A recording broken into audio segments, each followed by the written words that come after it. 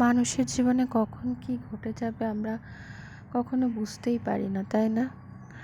আজ 3 দিন আগে আমার হাজব্যান্ড ভালো ছিল, দিব্যি ভালো ছিল। হঠাৎ করে সকালে উঠে পা ফেলতে পারছে না, আর 3 দিন ধরে বিছানা থেকে নামতেও পারেনি। মানে 3 দিন ধরে আমি ডাক্তারের কাছে নিয়ে যেতেই পারিনি, আজ নিয়ে যাচ্ছি। তো জানি না, বুঝতেও পারছে না ঠিক করে, দাঁড়াতে তো পারছেই না। উবের টোটো করে নিয়েছি, ফার্স্ট টাইম চড়লাম উবের টোটোতে। যাই হোক, আমরা হসপিটালে পৌঁছে গেছি। হসপিটালে এলাম, এবার ডাক্তার বুক করাই ছিল আগে থেকে, টাইমিংটা দেওয়া ছিল। দেখা যাক আমি কতক্ষণও বসতে পারবে। এই তো এইটুকু সামান্য ওই টোটো থেকে নেমে হসপিটালে গেট দিয়ে ঢুকেই অস্থির হয়ে পড়েছে। তাই এখান থেকে একটু টুল নিয়ে চেয়ে নিলাম, কোনো রকমে বসিয়ে দিয়েছি।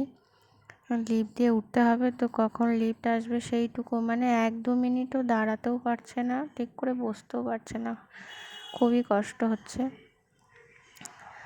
এবারে কতক্ষণ ডাক্তার আসবে আর কতক্ষণ বসে থাকতে পারবে আমি জানি না। যাই হোক, যদি না পারে তাহলে ওই স্ট্রেচারে শোয়ানোর ব্যবস্থা করতে হবে আর কি, বলে রেখেছি। এখনও ওয়েট করছি, ডক্টর এখনও আসেনি। আর ও তো মানে অবস্থা খারাপ হয়ে গেছে, বসতে পারছে না। এবার চেয়ারগুলো এমন যে ওখানে কোনোভাবে শুতে পারবে না। এবার আমি বলে রেখেছি বেশি সময় লাগলে স্ট্রেচারে শুয়ে দেবো, তার ব্যবস্থা করব। দেখা যাক কতক্ষণ কী করতে পারি। ডক্টর এসছে এখন, রাত্রি 9টা বাজে, 9:15 বাজে।